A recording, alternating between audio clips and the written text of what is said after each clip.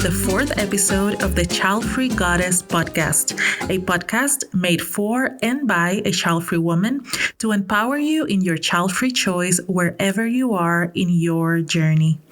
My name is Wilmarie Hernandez. I'm a transformational life coach for child-free women, creator of the Instagram community Life Without Kids, the Kid-Free Blueprint, the Child-Free Women's Circle community in Discord, and the Child-Free Sisterhood Group program.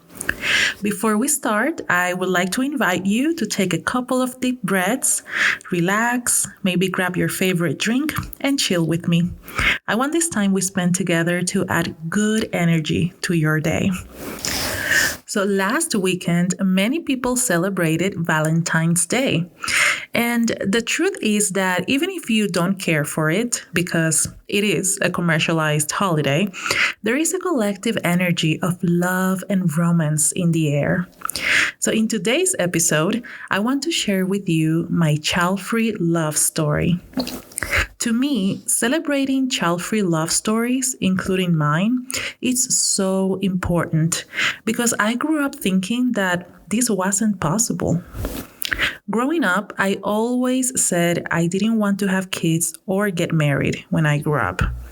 Now, don't get me wrong, like many of you, I grew up watching Disney movies and romantic movies. Deep down, I wanted love. I was and still am a romantic soul. I've been writing poetry since I can remember, and I grew up with a very romantic dad who would dedicate poems to my mom and his daughters. So I definitely dreamed of finding my soulmate. But I was aware of what that meant in real life. I grew up seeing women disappear into marriage, being cheated on, abused, undervalued. And most importantly, I thought marriage had to equal having children. After all, that was the point of marriage. And I wasn't willing to do that. So I would say that I wouldn't never get married or have kids. But as I grew up and dove deeper into self-healing and self-awareness, I understood that I could manifest whatever relationship I wanted, that I can make my own rules, and I could break the generational patterns I didn't want to repeat. Now, being raised by a romantic, feminist, and emotionally connected father made it even harder for me because my standards were so high. I remember my family always making comments about how quick I was to dismiss guys or how hard it would be for me to find a guy because my list of requirements was too long. I didn't care. I wasn't willing to settle for anything less. I remember when I was a teenager making a list of the characteristics and qualities I wanted in a soulmate. I was very specific and intentional about it. My dating history actually started at 13. I always dated someone, and through those experiences, I learned so much about myself and about men. I learned how my idea of what was attractive in a man was initially shaped by society standards and not by what I truly cared about. For example, fast forward to my early 20s while I was living in Washington, D.C. as a young professional, I thought I wanted a man who was very masculine. And to me, part of what that meant was for him to be into sports. That was until I dated this guy who was very clear about how Sundays were strictly reserved for watching sports. I realized that actually wasn't that attractive to me, and also that I didn't care about sports that much. So all of these dating experiences helped me to truly understand what I valued in a partner. Now, being a confident, child-free woman was also a challenge while dating in my 20s. I truly thought that my child-free choice would give me an advantage because I thought men didn't really want to have kids. I thought they didn't want the responsibility and that they rather had fun But I was so wrong. Turns out that the vast majority of men actually wanted to have kids in the future. So whenever I would share my choice of remaining child-free, the tone of the relationship would change. All of a sudden, I wasn't long-term or marriage material. It was very disheartening to realize this, but that was a change I wasn't willing to make. After years of dating, I accepted that I might stay single forever, and I was 100% okay with that. I could picture my life being successful, traveling the world, and building a healthy social life as a single woman. I made that conscious choice in 2013, right after graduating from my master's. I even started planning some solo trips and some trips with my girlfriends. I was so excited about putting the idea of a long-term romantic relationship on the back burner and hitting pause on dating new people. By this time, I had been using dating apps for years, and I love them. I truly have fun dating and meeting new people. Being in Washington, D.C. as a young professional woman was so exciting because of the cultural and racial diversity the city offered. I literally tasted the rainbow. And yes, it was delicious. But in 2013, after graduating, I decided to, for the first time, delete the dating apps and take a year to focus on myself, traveling, and deepening my relationships with my girlfriends. But right before deleting the app, I decided to give it one last chance. At that time, I was mainly using a free app called OkCupid. This app had a lot of filters you could use when searching. The filters were very specific. They would go from location, age, height, education level, religion, all the way to the zodiac sign. But I remember I would usually use only a couple of filters that I considered the most important ones, since I didn't really want to narrow my possibilities that much. But this time, as I was getting ready to delete the app, I decided to, for the first time, use every single filter.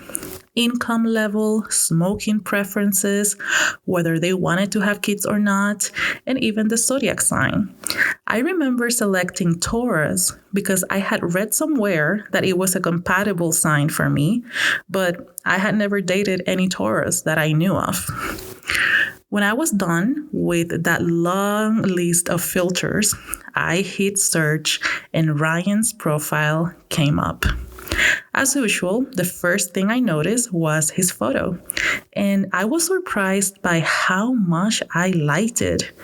I clicked to read his profile, and I remember this feeling of, is this real? Everything he wrote and the way he wrote it was exactly made for me. I sent him a message and the rest is history, really. We talked on the phone for like a week before we met in person. And our first date was at a sushi restaurant where we talked for 4 hours nonstop and finished a whole bottle of wine. 3 years later, we moved in together. 2 years after that, he proposed at the top of Machu Picchu in Peru. And 4 years later, we got married at a child-free wedding by the ocean and surrounded by so much love. Before getting married, we had decided to make our child-free choice permanent by getting a vasectomy. We also realized that our child-free choice meant that we didn't have to live the life most people live. We didn't have to save so much money for somebody else's college. So we decided to sell everything we owned and go travel the world. That was 4 years ago, and we are still traveling. While I love my child-free love story and the beautiful relationship we have built together, what I love the most about it is that it truly is about two people who decided to know themselves first, to trust themselves, to be honest, and to believe that love and marriage can look different than what they've seen. We decided to make our own rules and prioritize our individual happiness above all. We choose to be together not because we have to or because we have children, but because we love each other. We make each other better, and we share the same morals and values. Together, we create a new reality and a new possibility our ancestors could only dream of. Most importantly, we know that if we ever decide to take different paths, we will be fine. We'll still love and respect each other, and we will be happy because our individual happiness is not dependent on each other. Happiness is something we cultivate individually and cherish together. This is the love that I dreamed of, a love that is real, mature, honest, and also so magical and romantic. A love that feels like home and still tastes like adventure. A love that is free from obligations and societal expectations. A child-free love. Sometimes I wonder how many women in my lineage dreamed of this but didn't get it. After all the women in my maternal lineage, as far back as I know, were divorced. So I'll celebrate this love every chance I get. For them, for myself, and for all the women who, like my younger self, still wonder if it is possible. As always, it has been a pleasure spending this time with you today and sharing my story. Remember to sign up for the free virtual Child-Free Woman Circle in Discord, and to learn more about my offerings, visit www.childfreegoddess.com. Now let's take a deep breath as we say goodbye. And I hope you take some time this week to celebrate love in all its forms. And remember, before going to bed, write yourself a love note, listing one thing you did today you want to thank yourself for, and one thing you want to forgive yourself for. Remember that sisterhood starts within, and you deserve to receive the love you so selflessly give to everything around you. Until next time, Goddess.